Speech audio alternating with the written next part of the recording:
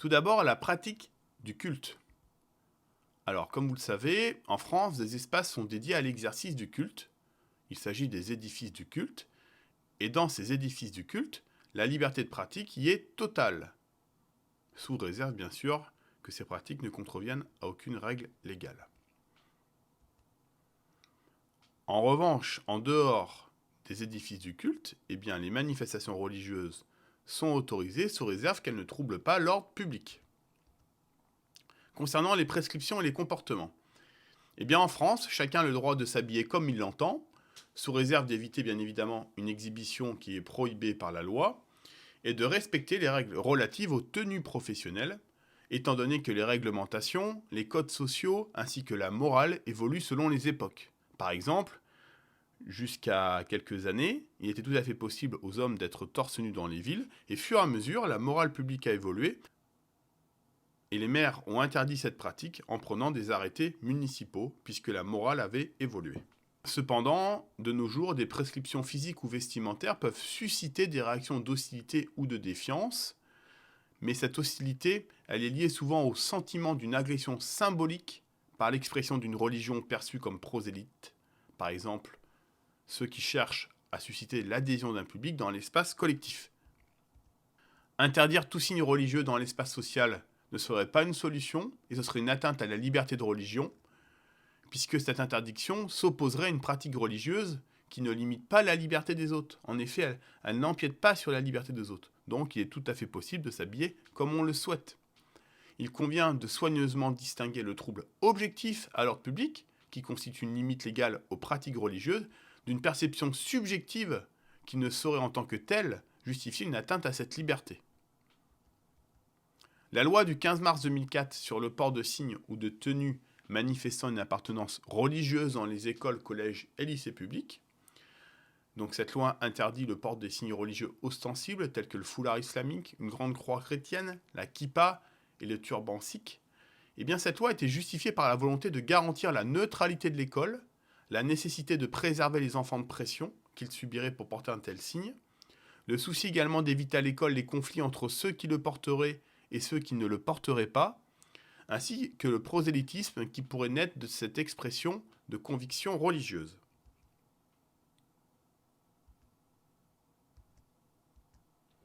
Dans les organismes non publics, donc dans le domaine privé, le port d'un signe religieux relève de la liberté individuelle de chacun, mais peut, au niveau collectif, être source de difficultés de fonctionnement de l'organisme pour des raisons objectives, par exemple pour les conditions de travail, ou pour des raisons subjectives, risque de tension.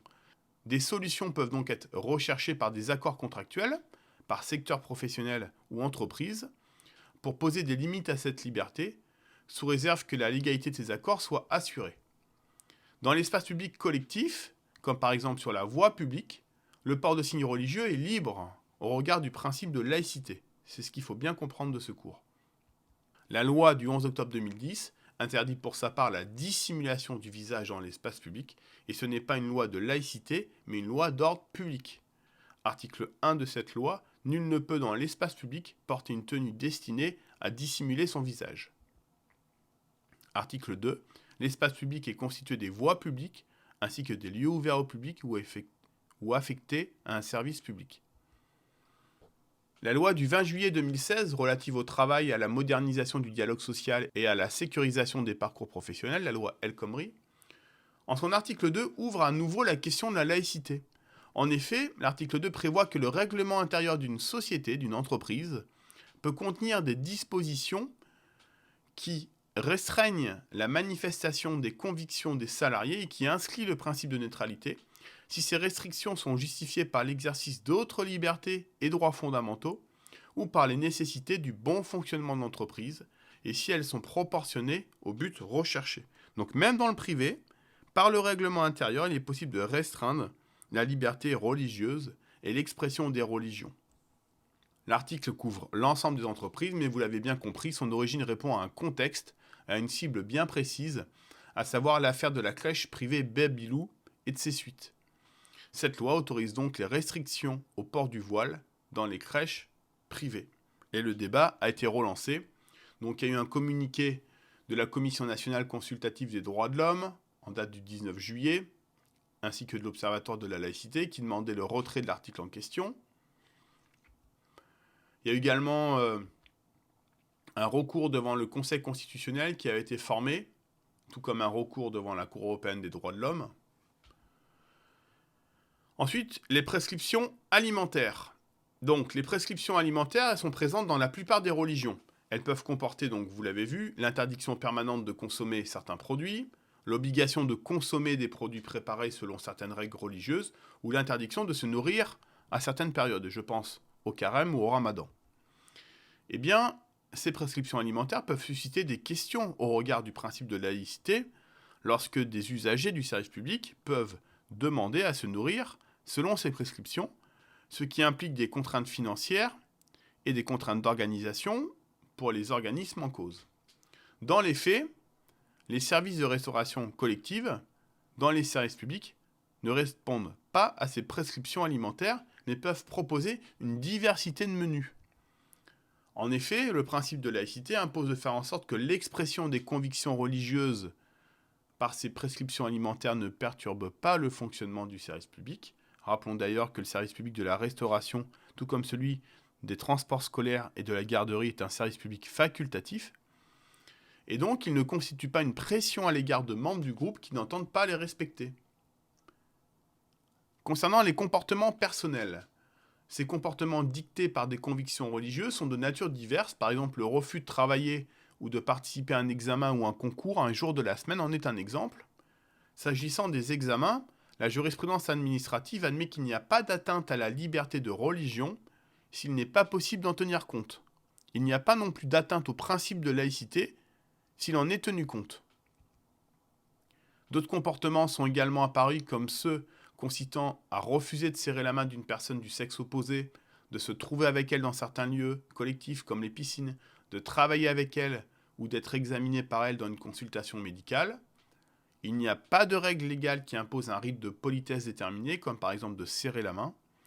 Et les pratiques en cette matière sont évolutives, selon les pays, les époques, les âges ou les milieux sociaux. Toutefois, les comportements portant atteinte à la dignité des personnes sont inacceptables et pourraient recevoir la qualification de harcèlement moral ou de discrimination. Point 5, le prosélytisme religieux. Alors, c'est quoi le prosélytisme ? Le prosélytisme consiste à chercher à convaincre d'adhérer à une religion. La liberté de culte comprend celle de faire connaître sa religion. Elle est de même nature que la liberté de conviction, qui comprend le droit de faire connaître ses convictions pour chercher à les faire partager. Le prosélytisme religieux, s'il est autorisé, il est cependant proscrit dans les services publics au nom de leur neutralité. Il est proscrit car il peut porter atteinte à l'ordre public ou au bon fonctionnement de l'entreprise. Il l'est aussi lorsque la pression communautaire contraint de fait des individus, par exemple des élèves à la cantine, des patients dans les hôpitaux publics ou des collaborateurs en entreprise, à des pratiques religieuses ou présentées comme telles, alors qu'ils n'ont pas personnellement exprimé le souhait de s'y conformer. Enfin, les expressions des religions sur les questions de société, éthique, politique ou sociale. Ces expressions sont libres, tout comme toute autre expression d'un groupe social. Les religions comme les philosophies portent chacune une conception du monde qui les conduit à exprimer des positions sur les principales questions de la vie en société. Elles ont donc le droit d'intervenir à ce titre dans le débat public, comme toute organisation sociale et comme tout citoyen. D'ailleurs, souvent sur des questions ou sur des lois précises, pensant notamment à la loi bioéthique, le président de la République reçoit souvent les représentants des cultes pour prendre part de leurs positions, les écouter, afin de leur enseigner. Tout citoyen et toute organisation peuvent exprimer par des moyens légaux leur hostilité à l'égard d'un projet de loi ou même d'une loi votée, en ce qu'ils estiment contraire à ses convictions, notamment philosophiques ou religieuses. Ils peuvent donc manifester dans la rue, c'est un droit. Mais en revanche, dès lors que la loi est promulguée, ils doivent s'y soumettre et ne pas entraver sa mise en œuvre. L'expression des convictions religieuses ne peut aller d'ailleurs, sans menacer la laïcité et les principes démocratiques que nous connaissons, jusqu'à mettre en œuvre la légitimité des décisions prises par les instances démocratiques au nom de principes supérieurs. Enfin, si le principe de laïcité, en tant qu'il implique la séparation, distingue les églises et la République, il ne s'oppose pas à ce que les autorités publiques consultent, s'ils le souhaitent pour éclairer leur jugement, des représentants des confessions religieuses et des grands courants philosophiques. C'est ce que je vous disais tout à l'heure pour la loi bioéthique et toutes les lois sensibles. Cette consultation doit être conduite dans le respect du principe de séparation.